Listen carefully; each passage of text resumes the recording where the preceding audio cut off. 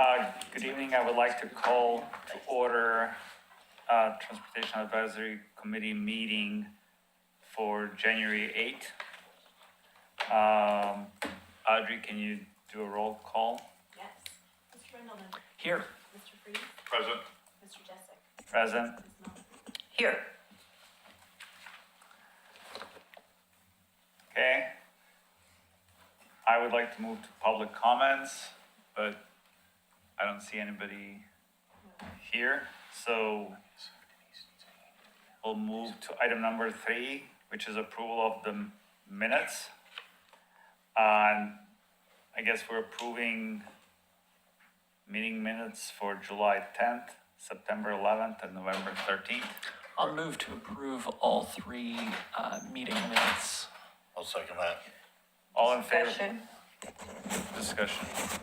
So I'm not sure if I should be voting for July because I wasn't here, or September.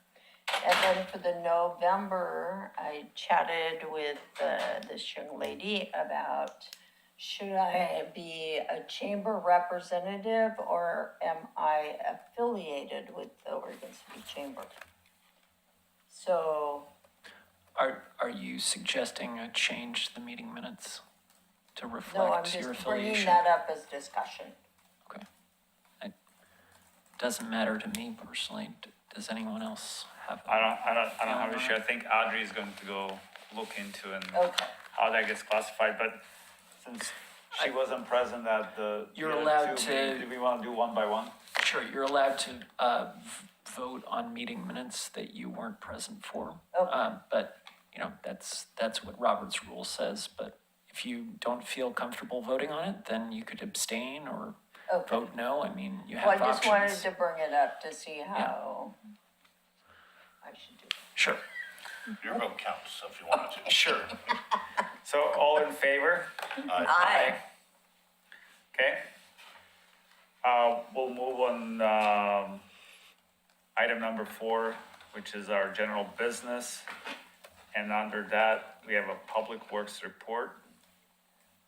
And our first item is going to be winter weather update from Jayson, who's our Hello, yes, I'm Maintenance Jayson manager. Thornberg, I'm the transportation maintenance manager. I manage the street division, and is it not on? No, it's on. I'm giving you the clicker so you can move through your slides. Sure. I'll probably get it. But yeah, I manage the street division, that's one of my jobs. And winter weather is one of the things that we do. Throughout the winter, we monitor the weather continuously, watching the weather reports, see what's happening. So far this winter has been, other than the continuous rain, it's been pretty calm.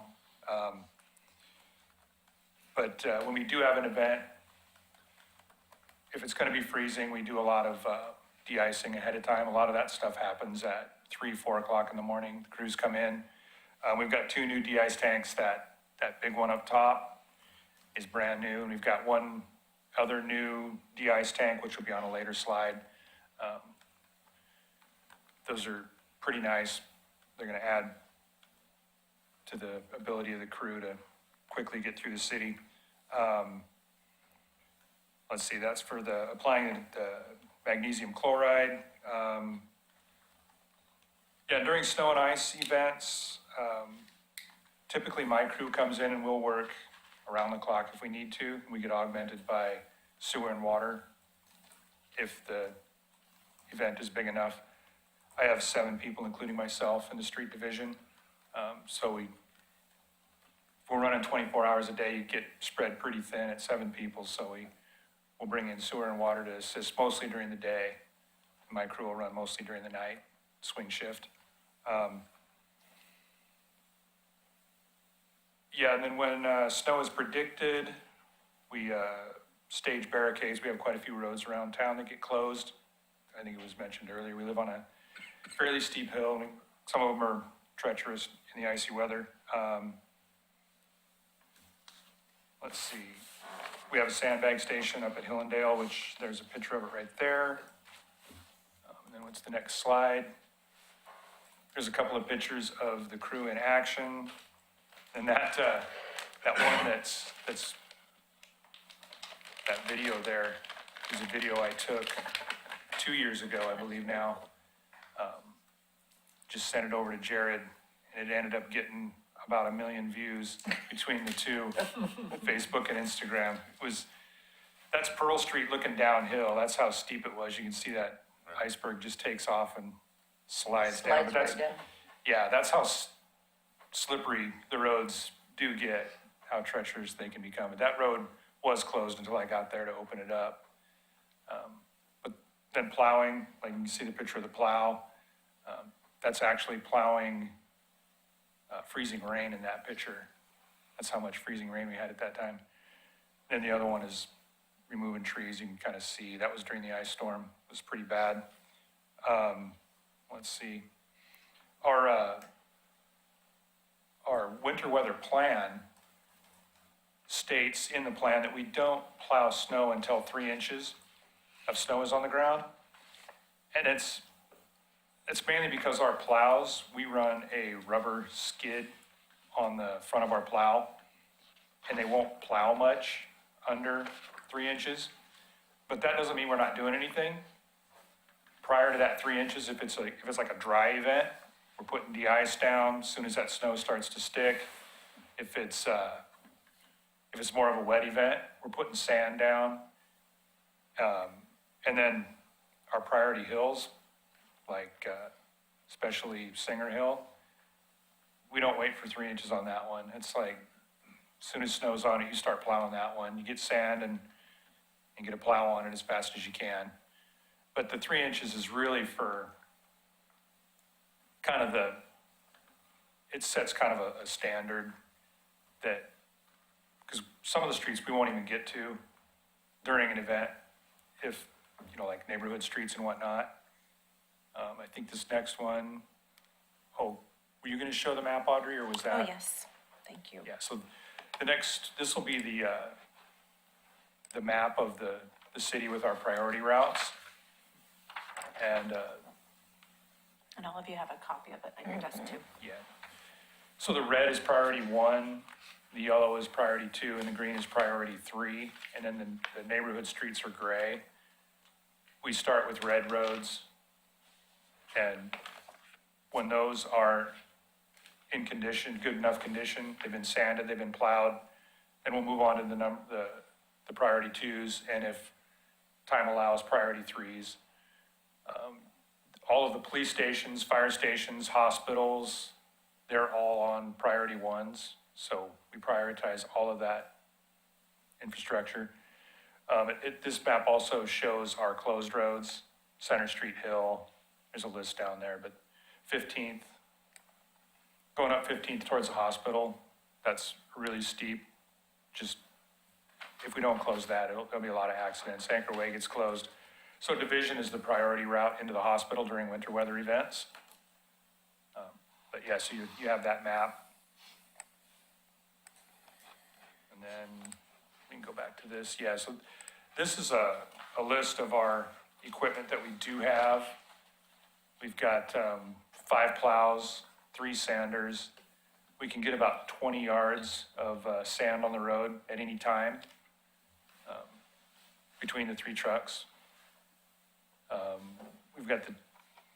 We have 4 de-ice tanks. 2 of them are very old, antiquated, and they'll be decommissioned after this year.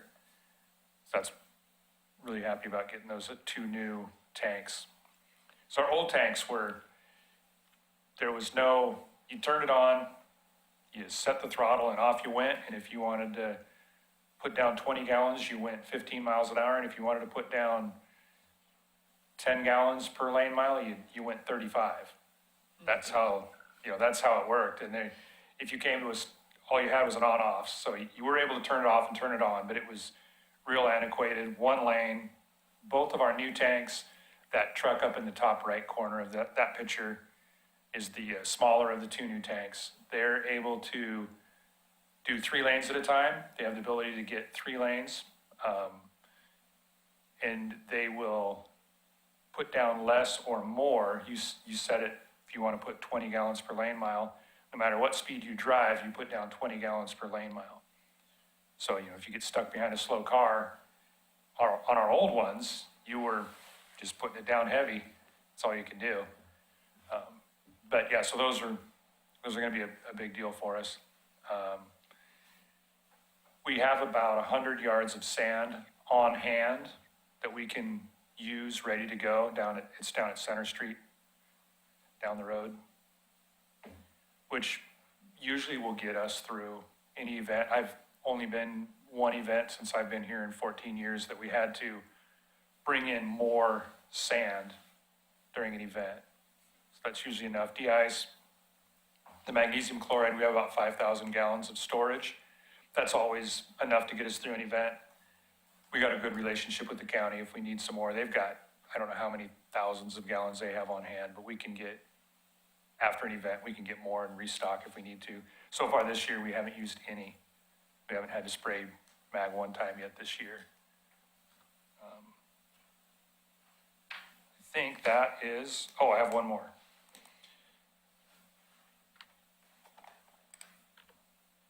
Yeah. And part of the winter response is tree and debris removal. We have that grapple truck and a John Deere backhoe and about 5-6 chainsaws. The guys are pretty good at removing down trees and debris day or night. They're pretty good at doing that. Even if it's just cut it, push it off the side. If it's real dangerous, close the road or push it off to the side for the night, get it in the morning. A lot of the stuff they can just come out and get. And that grapple truck was part of is it UASI? Is that what it is? Urban Area Security Initiative. Urban Area Security, yeah, that's it. Yeah, so it's federal grant money that we ended up getting that truck through. And it's actually a really handy piece of equipment for cleaning up down trees and debris. That was helping ODOT out in that one picture when we had that big rock fall come down on 99E. So we help out with that type of stuff too.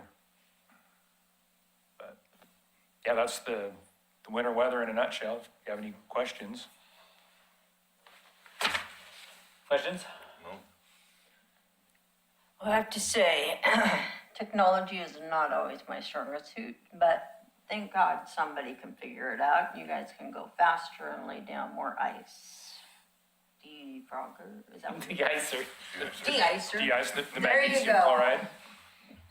Hopefully it always works. On that de-icer, like, what's the top, like, I know you lay it pretty early when it's still, like, but how it works pretty quickly? It's certain temperatures, right? Or, Yeah, the temperatures we have around here, it cuts instantly. So if you have depending on how much ice you have, if you have the frost, say just that black ice, it'll cut it instantly. And it's really good to prevent the black ice. If you have some ice built up during an event, you can spray it down. We'll spray it down pretty heavy. And it will take a while to cut that. If it doesn't get to the point where it dilutes too much that it won't cut anymore.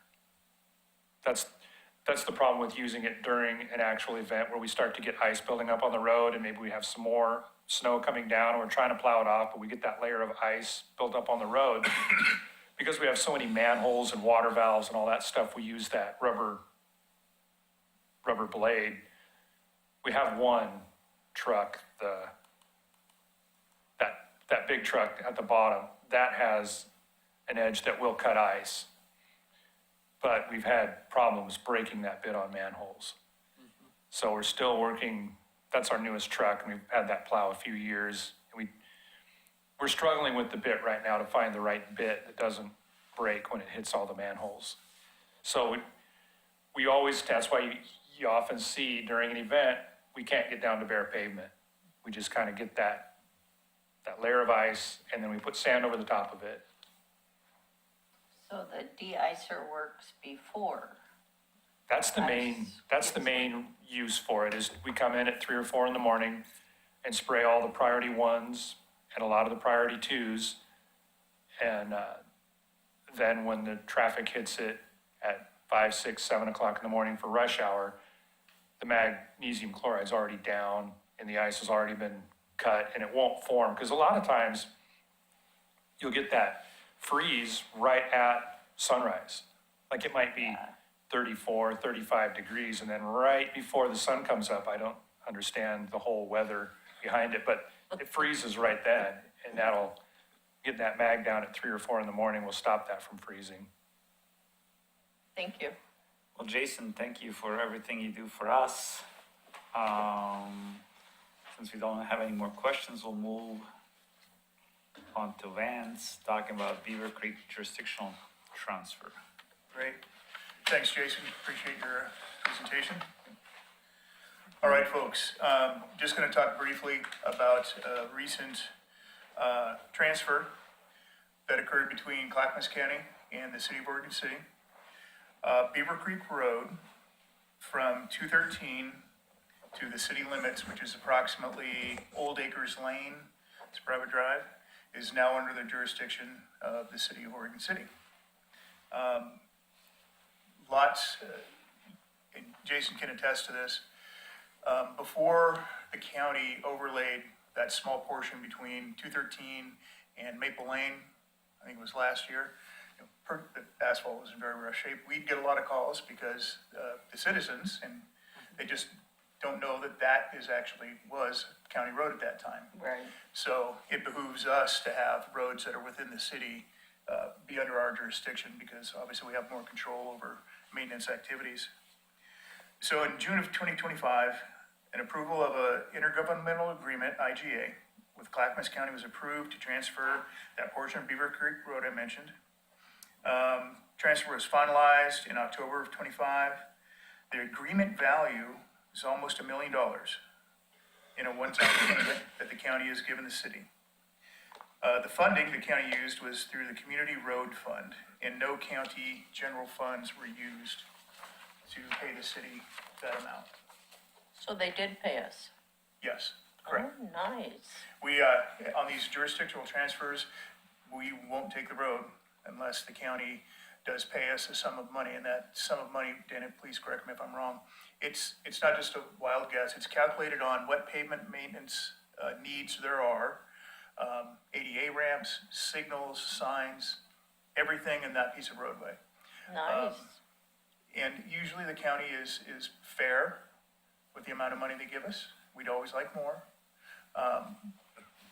But in this case, a pretty good sum of money, but it's, I think, nearly a 2-mile long stretch. Next slide, you'll see sort of the southernmost limits. I mentioned Old Acres Way. Right across Beavercreek is Timber Sky Way. So if you ever drive down Beavercreek and you see Timber Sky or Old Acres, that's the end of the city limits right there. There are certain county roads, such as Beavercreek, that are wholly, mostly, or partially within various cities throughout Clackamas County. Fragmented jurisdiction over these roads often results in differing road maintenance activities and confusion by the public as to which agency is responsible for the operation and maintenance of the roads. I touched on that just a second ago. With the intent of eliminating confusion to the public and to improve the efficiencies of maintenance and public service, a jurisdictional transfer was needed. The IGA sets forth the process for the city to assume exclusive jurisdiction over South Beavercreek Road from the current city limits to Highway 213, again, almost 2 linear miles. As I touched on, the county gave us almost $1 million, which generally speaking is equal to a 2-inch asphalt overlay, replacement of 21 sidewalk ramps that have been identified that don't meet current ADA standards. Payment of these funds will come from, again, the Community Road Fund, and are contingent upon the city finalizing the jurisdictional transfer process, which I believe we are completely done. So, as we sit here, we are now the road authority for that section of Beavercreek Road. So, again, it's more for Jayson and his crew to maintain, and that's okay, because it's right here in the city, and the road needs a little help. But luckily, the county gave us a substantial sum, and we're looking forward to making Beavercreek better, you know, especially from Maple Lane south, because as I mentioned recently, the county did overlay, you know, that, small portion, which was greatly needed. It was probably one of the worst sections of asphalt in town. So I assume that here in the near future, you guys will fix all those ramps that you just mentioned and do an overlay? I'll let Dayna speak to that. You know, we do have plans for how the money's going to be distributed on that portion of road. I don't know the timing right now. I don't know that Dayna necessarily knows the timing of it either, but that is the intent. Yeah, I mean, I'll kind of just touch on it quickly. When we did our most recent pavement maintenance plan, we were not the owner of Beavercreek, so we did not kind of include that in the timing. What I might do is say next slide, and I'll start talking about our project at Highway 213 in Beavercreek. So some of those funds, I anticipate will be used to support this project as well. So, you know, kind of answering the question about the ramps, we would replace the ramps or upgrade the ramps on Beavercreek Road in that 2-mile corridor when we do the paving. Timing of the paving is a little bit up in the air.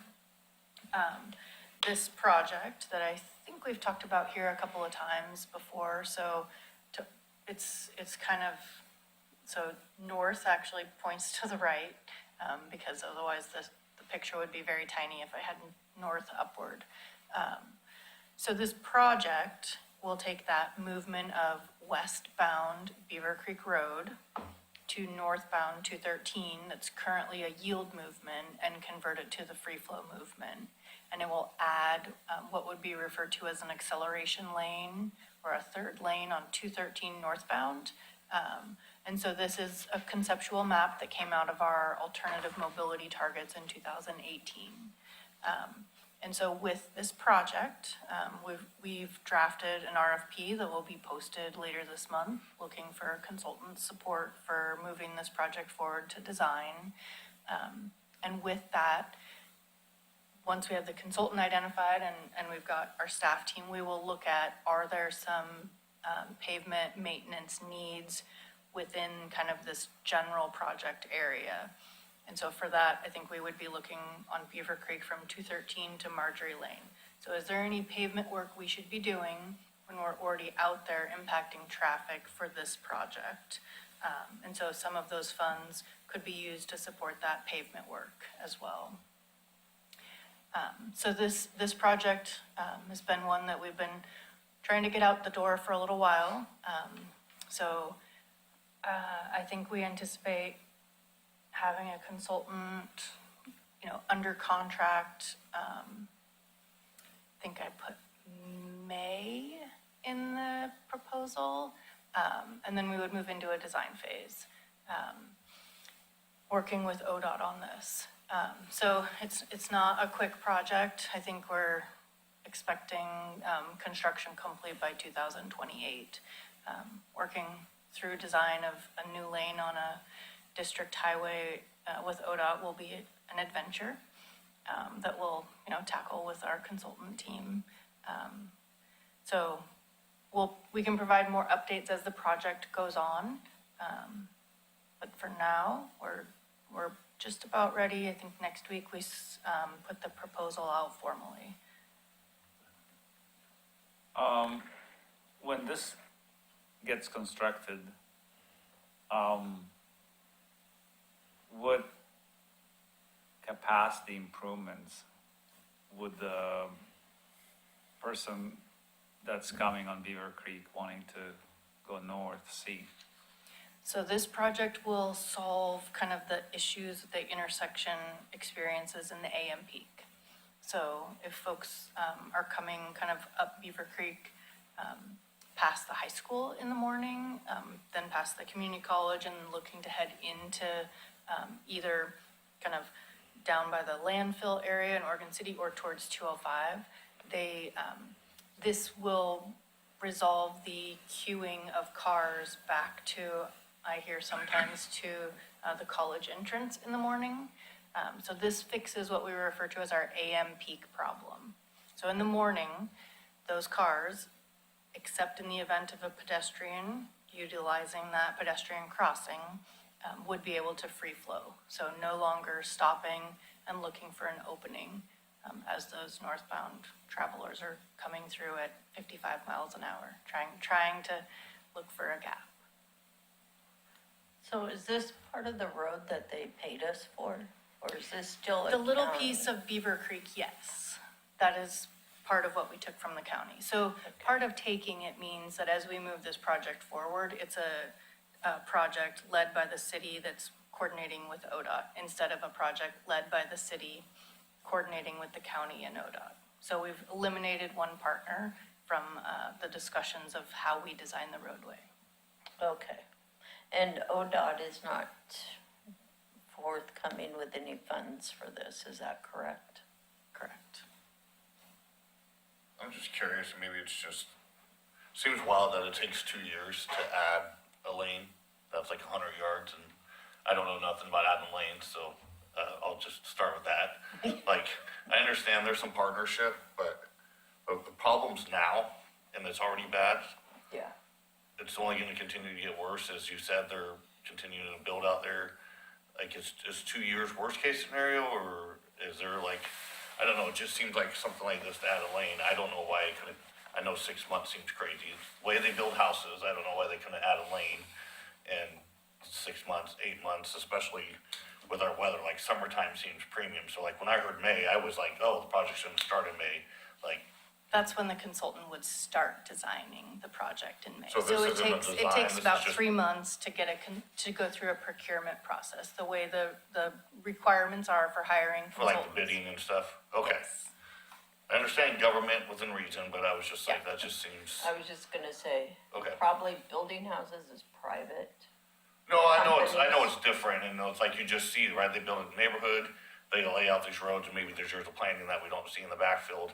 I just see it as adding a lane, I don't know, I see people carving roads all the time, Yeah, Yeah. so The for actual an construction should be like, 24 hours.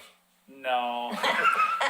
It's not 100 yards, it's almost. We It have will high- go, construction We are is like setting the probably, bar high. It's probably longer than Yeah. 100 yards, If you but, can do it in a day, Jason's gonna hire you to go paving for us. Yeah. I'm telling you. So Yeah. for You got some example, kind I of just what say we it'd be a good showed. job, I just think it'd be done.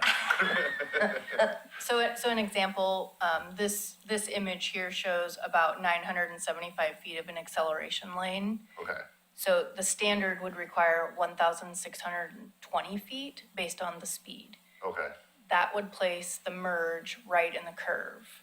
So we'll have to go through a design exception process with ODOT to request a shorter lane, and we'll have to justify why the shorter lane is safer and a more appropriate choice. So that takes, and that's because of this, it'll this ditch right go here. through a local regional review, and then the state traffic take engineer a will have year. to approve it. Yeah, I don't know, I mean, I assume there's no like environmental issues, like, or there's like, having to get the permits from Corps and all that sort of stuff. The creek runs directly adjacent to Beavercreek, so I'll probably need a joint permit from the Army Corps and could take DSL another to year. do this work. Because I have a creek, so right where the word Beavercreek is, that green area to the right of it, Uh-huh. that's a creek. And that creek runs under 213. There's some large culverts.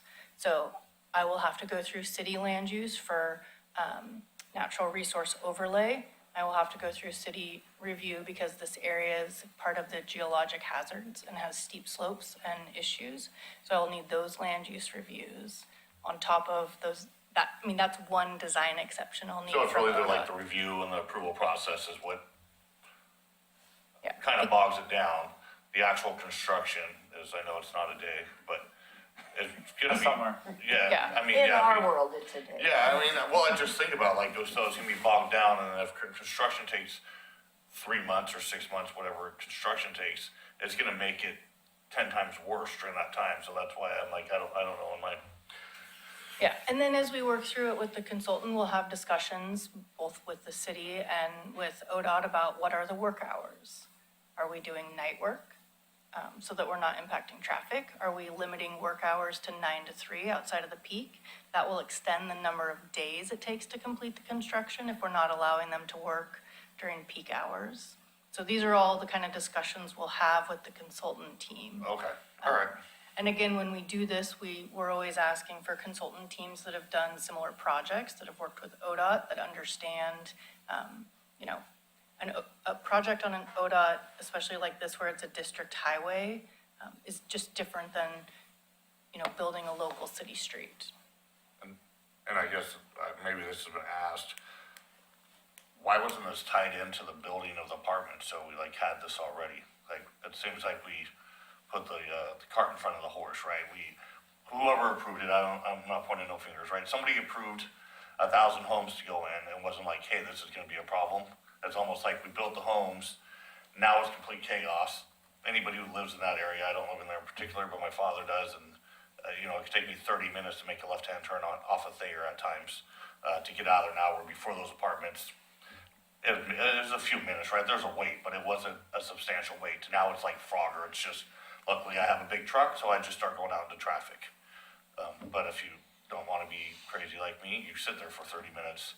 So it just seems like and I know we're not the planning commission, but I feel like, we gotta look at these things differently. If we're gonna approve this, like, let's look at the whole scheme of things instead of trying to fix it after the fact, especially we've dealt with it a year, now it's gonna take another 2 years, maybe 3 years, I don't know. You start getting all these other agencies in there. By then, this might not even fix the problem, so right, what do? We just talked about, somebody was saying that this might be choked up. Like 213 could be a choked up lane or Redland, so with this, by the time we get there with this, not even solve the issue. So we do believe this will fix the morning problem.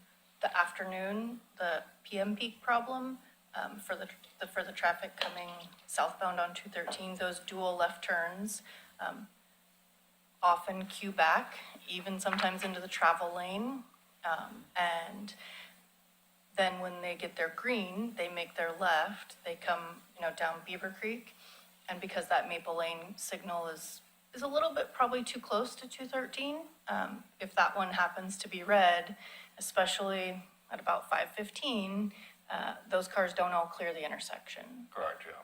So we have looked at what kind of options there are to solve that. There's not really a quick, easy fix.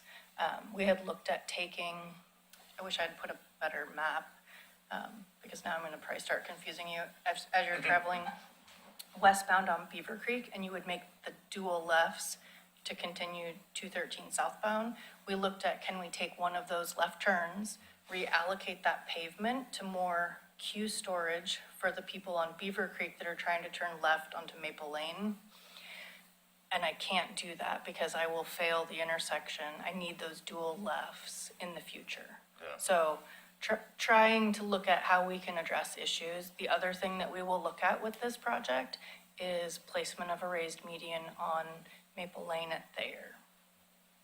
For that movement you just talked about, that starts to, with the traffic that we see on Maple Lane, it really isn't a safe movement. Yeah, it's like the So perfect encouraging storm, and folks nobody's at fault. to take that right, use the roundabout, and then kind of get into the lanes for getting onto Beavercreek.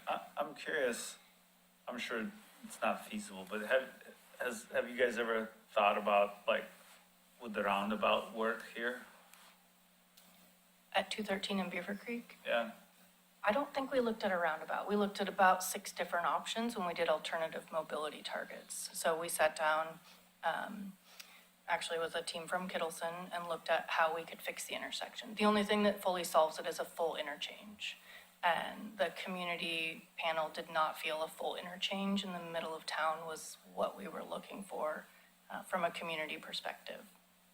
It Yeah, it would have seemed like- taken out the Sherry's building and a couple of other things. like, seems like out Central Oregon, they're building some big Oh, yeah. roundabout, so Yeah. I was thinking, like, would this be a candidate? Yeah, I don't know if we looked at that from a capacity perspective, but really what this needed was a grade separation so that the conflicting movements all had their time. I do want to go back because I didn't answer your question about the apartments and how they, kind of the approval of the apartments without the solving of I this think problem. it's been talked about before, so Okay, that so part's those been apartments, explained. there are land use rules, often referred to as Nolan and Dolan, about there's a term, proportional, Proportionality. yes, proportionality. So you cannot ask a development to fix problems that's outside of essentially their share of the problem. And so those apartments, they each pay their SDC. Some of those SDCs are what's funding this project. And then they were all also assessed, what do we call it? A fee in lieu? We have an additional fee we charge for those things. So those monies have been collecting for years. Right now in the budget, I have $6 million for this project, and I'm not sure that's gonna cover it. So the question of why it isn't done sooner, it's expensive. Yeah, I can't imagine it's cheap, and that was just the thing, and I understand, we talked about the apartments and how that monies are done and those sorts of things. Yeah. And I get there's certain things that you can ask for or not ask for, but to me, it's the cause and effect, right? It's the same thing we're gonna run into up on Holcomb as they're building up all the series homes and stuff like that, right? So technically, right, on paper, everything looks great, but in reality, Holcomb's gonna become plugged up because we're gonna add 200 more homes, and what it sounds like is that these builders are going in and doing this, and then on the flip side, the city and us are left to kind of fit the bill to fix the other half of it. So you said nothing's cheap. And I guess I just see it as an opportunity. We're looking at those things. How do we do it? Maybe they're not required to do it, but you know what? That's why we got commissions and boards to change the rules, to say, hey, you know what? If you're adding 50 homes, you need to look at the cause and Well, effect. Bruce, I think becomes challenging in the sense,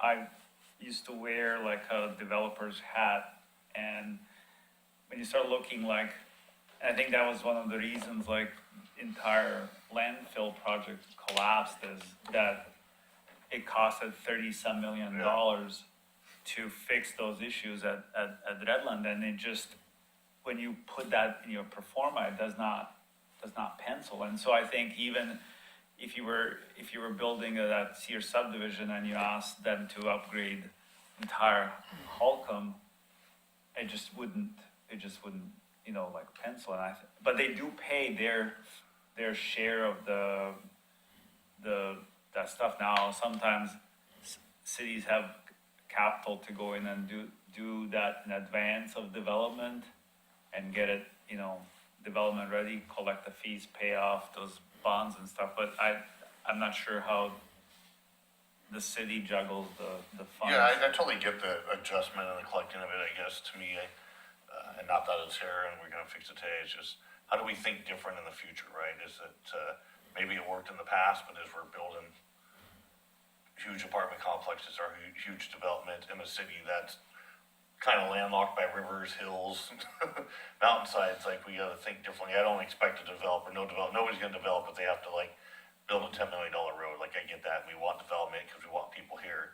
It's how do we get it together? Because then it's now us, city residents, that are trying to fund this additional money, right? So is it collecting money, or is it something that goes on a bond for more water money, or something like that, right? So it's being paid for one way or the other, and it's a way, is there a way that works out that would be beneficial to all parties, because it's getting harder and harder, as you guys mentioned, the cost, trying to maintain roads, do this, it's awesome.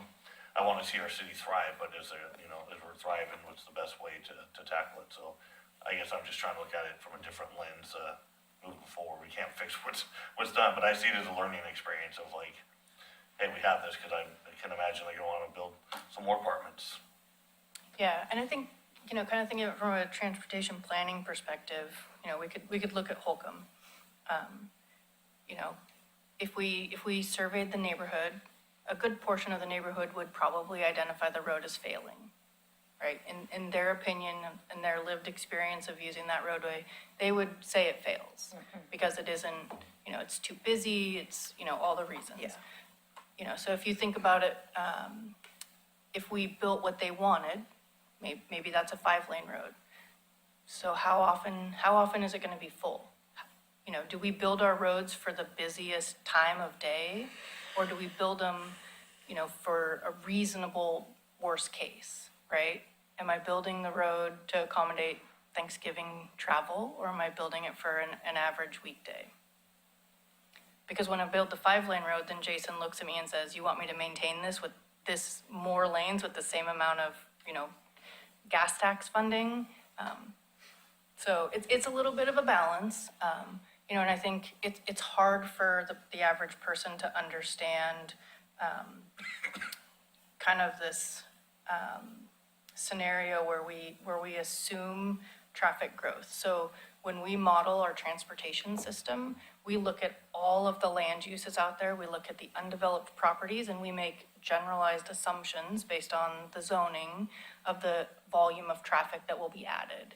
And so Metro maintains a regional model of the whole entire Portland metro area, and each time they do the RTP, we update those, right? So regional transportation plan. So they support and kind of manage that model, and it makes assumptions on what will build out. And then the city takes that model and we use it for our transportation system plan, and we identify where the roads are gonna fail. And I think what's hard is everybody has a different opinion on what a failing road is. So in Oregon City, we have no roads that are currently failing. We have roads that will fail in the future. Redland will fail in the future. Redland at 213 without a project will, but it doesn't fail today. And then, so like Beavercreek here, with this project, we are not projected to fail in the AM peak, but in the PM peak, we got special approval from the state to have a different metric, and basically we've been allowed to fail the intersection because the solution is triple lefts, and the state is not open to triple lefts. And then the only other option is a full interchange at $75 million or some crazy number. And we can't afford 75 million, so they've allowed us to have that intersection fail in that PM peak for that one movement for an extra 2 hours. Okay. How much is the state responsible? Because we're talking also movement that's, outside of the city, and then, the county. Everything is coming right there, and that's probably one of the reasons why it's failing, because there's just a lot of traffic moving on 213. But with the planning efforts on the county, do they have some responsibility at this, if, let's say that if we were to build an interchange, what would be the split? Like, would the city be on the hook for the whole thing, or the ODOT would have to bring money and the county would have to bring money on something like this? I'm just curious. I've not had a project where ODOT's ever volunteered any funding. In fact, they'll charge me permit fees to review these plans. Well, yeah, the county is doing the roundabout at Amziger and 224. And yes, the county is having, county's gonna put a new roundabout and improve the entire intersection at a county cost through community road funds. And they're having to pay ODOT funds to review the plans. I've had a couple of conversations with the county, so as part of the jurisdictional transfer, they've paid us for the roadway. And I've had a couple of conversations with the county about the community road fund providing funding for this project as a regionally significant project. Because I think, as you guys have mentioned, many of the people using Beavercreek Road and 213 heading into Portland are coming from outside the city. So those conversations about the county contributing directly to this project will continue. Well, I appreciate the detailed explanation. Thank you. So I just have one question. So is there anything that you can purchase in 2026 that you can use for this project in 2028?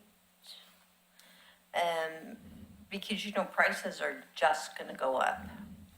So I don't know. I just throw that out there. You can think about it. I mean, for the most part, we haven't even started a design.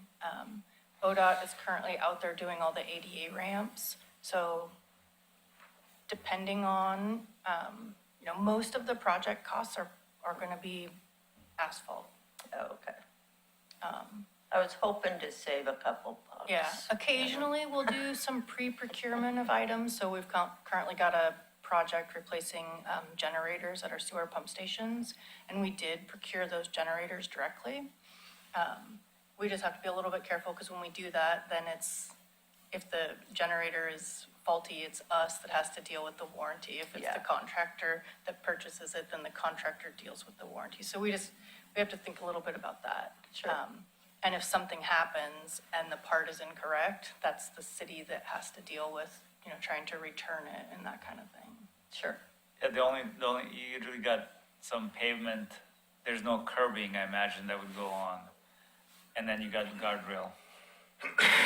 Buy the guardrail now. It'd save us $5. Come on. Maybe Jayson already has a bunch of guardrails. Just laying in the backyard. But Alright. yeah, thank you on moving this forward. I think this been on the books for Since 2018, we've been saving money. a long time. It's very good. It's good to save money. Okay, so next item here is a response from ODOT on those questions from our November meeting. Yeah. Let's see here. So there were 3 questions that they followed up on. One of the questions was, are they on budget? What was the original budget? The answer is, this is not a simple question, unfortunately, and one that we cannot answer at this time due to a complicated budget with many moving parts. The original budget included project elements that have since been removed, so that is not an accurate representation of what we started with. I am sorry your that I can't mic give on? more specific information. What's that? Is your mic on? Ah, thank you.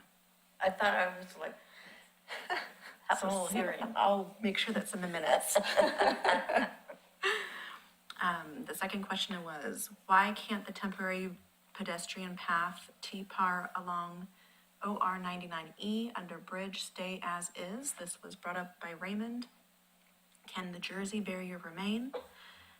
She replied that she wrote to him directly on this on November 20th. And her response was that it will be put in the queue for their traffic investigation team.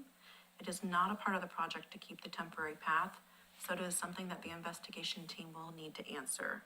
The response could take several months, as the investigation team typically has many in their queue. The final question was from Tim.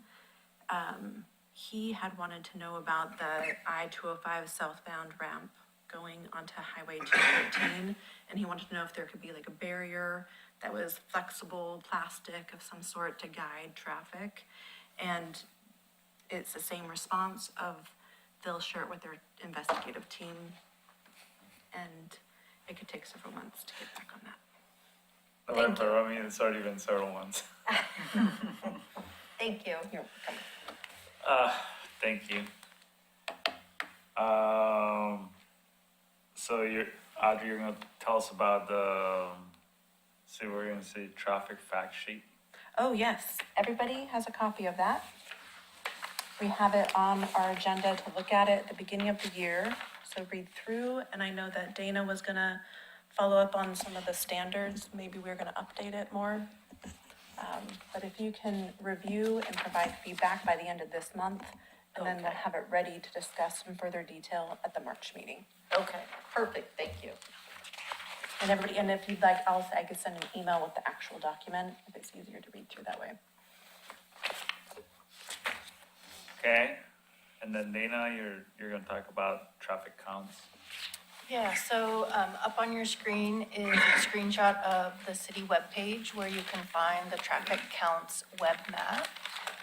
And so from this page, when you click that traffic counts web map, it'll take you to kind of an interactive map of the traffic counts. And so then you can see all the locations we take our traffic counts. The 2025 counts are complete and up on the webpage. Just as a reminder, we did recently divide the city up into 3 kind of areas, and we do 1 area per year. So every 3rd year, the counts are taken. So I believe we've got all of our historical data back to about 2011 in there, so you can pull up a street and kind of see what things look like. So things we use this for, when we are looking at doing a project on one of these streets, we'll pull up the traffic counts. We'll look at when the AM peak or PM peak occurs. So for an example, when we did the Malala Avenue project from Beavercreek to 213 a couple of years ago, we looked at traffic counts, and we really saw there wasn't an AM peak that really happened in that section of roadway. And oddly enough, it kind of peaked around the noon time and held pretty steady until about 8 o'clock. And so in that scenario, typically on an arterial, we would limit construction hours so around those PM peaks. We opted to not limit traffic.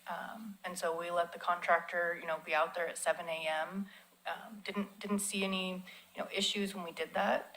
So we use those to kind of identify appropriate work hours on a roadway. We also use those when we get calls about neighborhood speeding. It's a volume classification, so type of vehicle and a speed count within these traffic counts. And then typically we'll use that as well if we're looking at is the speed limit the right speed limit? We would use kind of those volumes and those speeds as well. So just kind of a reminder, that's a resource out there. It's available to everyone to take a look at. If you've got questions about it or not able to find something, you can reach out to us. Do the traffic counts, how do you determine where on the road that you put it? So I know Gaffney Lane because I live right by there. So when they put it out there for me, it's right by the burger grill. So it's either you're coming off a red light, maybe green light, or you're slowing down for it. Compared to if it was, I don't know, we'll say in the middle, there's the middle of Gaffney Lane, to me, you get a more accurate speed count.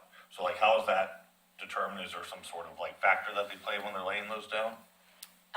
So this work is overseen by our GIS technician, and so she works directly with the traffic counting company, and so they kind of make a recommendation. I think we've, over the years, adjusted some of them. We try and not put them too close to a stop sign because you're not going to get an accurate speed when it's too close, but you want it close enough that you're not losing traffic off of a side street too. Okay, that makes sense. I guess that was kind of my question, is how do you determine? Because if you're slowing down or taking off, is it how do you get it? But that makes complete sense, to get that count. Okay, thank you. But this is not being used for designing projects, right? I mean, a little bit when we talk about, do we do day work or night work? We would use these counts to decide some of that. So do you mean I don't determine number of lanes needed or. No, I mean, we would use our TSP and more of that. I mean, if these could support that design, but typically we'll take better, if it's to determine do we need a right turn pocket, we would do full intersection counts and movements versus just these kind of tube counts. Speaking of TSP, when would the city, or when is the planning to update the city TSP? So initially, when the climate friendly and equitable communities kind of mandates came out, so often referred to as CFEC, the state had identified some funding to help agencies work through those requirements. So some of the requirements in there impact your transportation system. We had kind of worked through with the state the timing of our update and the funding of that, and something changed and they pulled back that funding from all of the Portland metro area communities. So at this point, we do not have a time frame for a TSP update because I do not have funding. Why did they pull back funding, do you know? I don't know. Okay. I believe they reallocated it to non-metro area agencies. Oh, They may have a different timeline for implementing the CFEC requirements than the Portland metro area does. So myself and our new community development director are working on some options. I think, so we've got some requirements related to CFEC that we need to address. But other than that, I think that we haven't made it very far down our project list so our current TSP is from 2013. I could, if I looked at my list, I could tell you, it's maybe 10 projects that we've been able to, fully accomplish or partly accomplish with the funding we have available. And so a little bit of it becomes, are we spending money to redo a plan has really not made a ton of progress? yeah. And is there a value in spending the money to update a plan to kind of come out with the same list? If there were, changes in goals and objectives that might prioritize projects over others, that could change things. But in all honesty, most of the transportation projects we've built have been grant funded. And so a reprioritized list is gonna almost change nothing because I'm really only able to build projects that I can get outside grant funding for. This 213 in Beavercreek will be one of the first projects since I've been here that's been fully city funded without an outside grant. So Beavercreek had a grant, Holcomb had a grant, Malala had a grant. We just don't often build a transportation only project. I take that back. The one we did build was the traffic signal at 12th and Washington. That was fully city funded. Okay. When you saw these new traffic counts come in, what was interesting about it? And, did you see any anomalies, changes I don't from think we previous did. years? So when we first get the data, our GIS technician really looks through it and identifies anomalies, and then the traffic counting firm and her will work through, and they'll go out and redo any that look odd, so that the data is, kind of been checked. So I didn't get any update from her that there was anything that stood out as interesting. I think post-COVID, we did see volumes actually kind of trend down a little bit for those roadways in those first couple of years.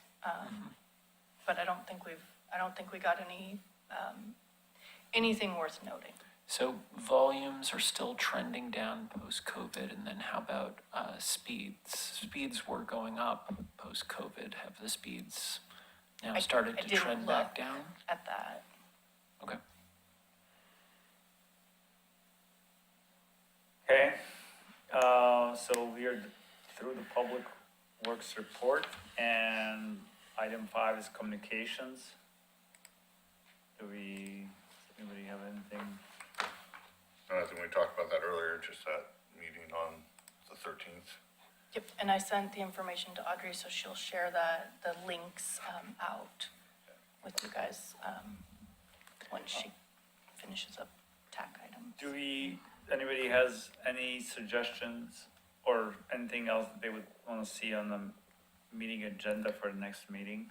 So I'm not sure if it got on the recording, but when the mayor was here earlier, we talked about a future agenda item involving traffic cameras, especially for speeding. And that, we don't need to reinvent the wheel, apparently. It's going before city commission, but if the Transportation Advisory Commission wanted to weigh in and provide a recommendation for the same thing that city commission's looking at, it might be helpful. I think it's going to be at their agenda at some point, so if it's on our agenda, and we send some sort of report back to them, I think that could be useful. Aren't they gonna talk about it at their next meeting? It didn't sound like there was a set date. Sounds like Oh. the ball's in motion, but I think just saying, we have an opportunity to maybe give our perspective and pass that on to the planning commission as they're making that decision, which I think would, be some great partnerships, since, I mean, not that they're the planning commission, but we're kind of like. City commission. Or city commission, sorry, the city commission, pass on to the city commission, and that way we can kind of weigh in with our expertise that we learned on the transportation committee, because maybe what they kind of, I think, Dayna talked about and Vance, like, what we might think is crazy might be different than what they think is crazy. Maybe we both think some things are crazy, or we can identify different things, so I think there's value for us to have a discussion and give our recommendation for them to at least mull over as they're making that decision. Would it be possible to maybe have somebody from police department come?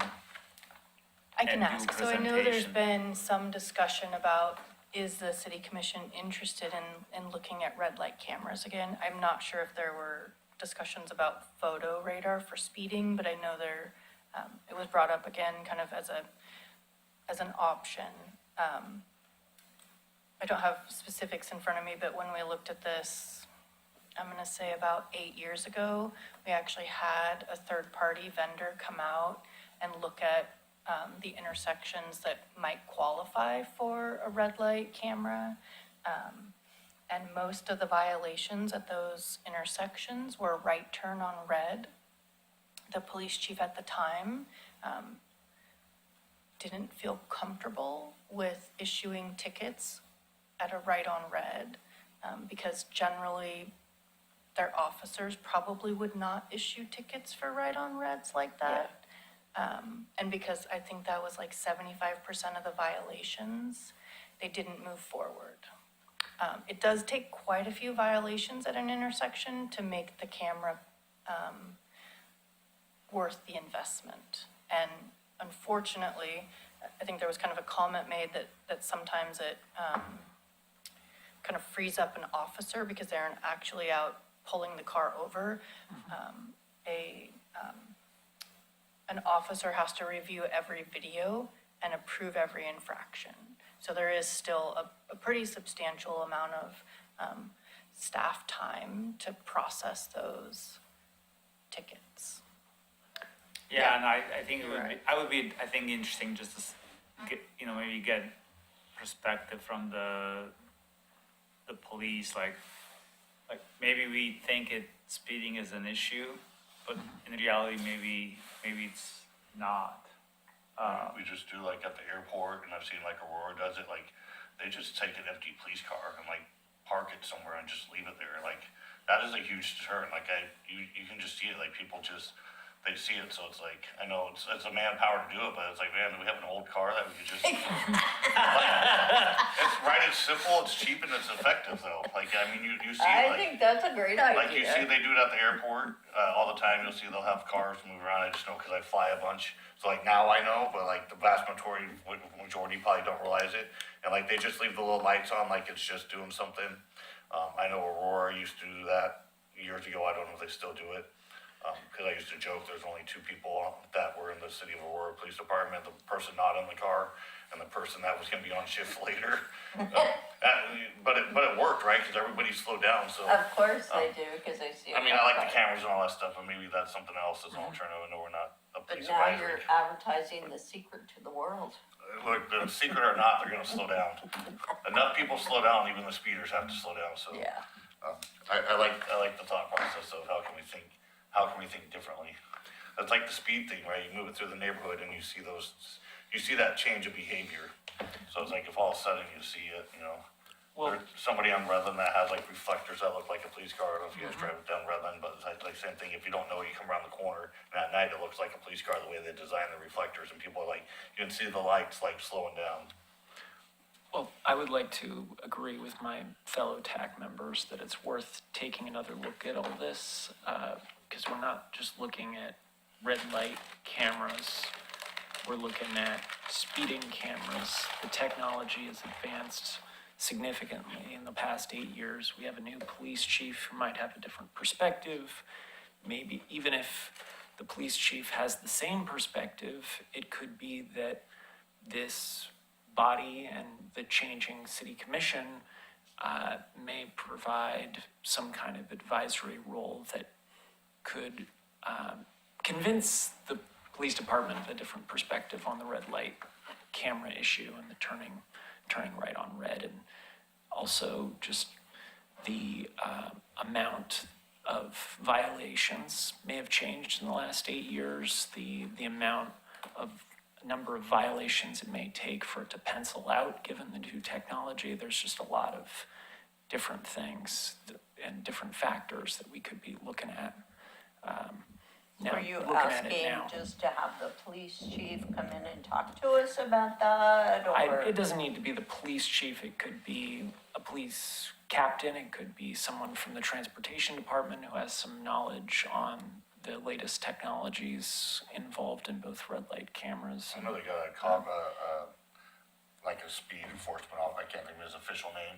He's the gentleman that rides the motorcycle bike, I know that because I've granted him permission to hang out in my driveway. Because I live on one of those busy corners, I was like, hey, I can move my truck however you need it to, and you can just park next to it. Yeah. So somebody like that I think would be good, because I think they would know and understand it, but I think any police officer has that knowledge to tell us good, bad, or indifferent.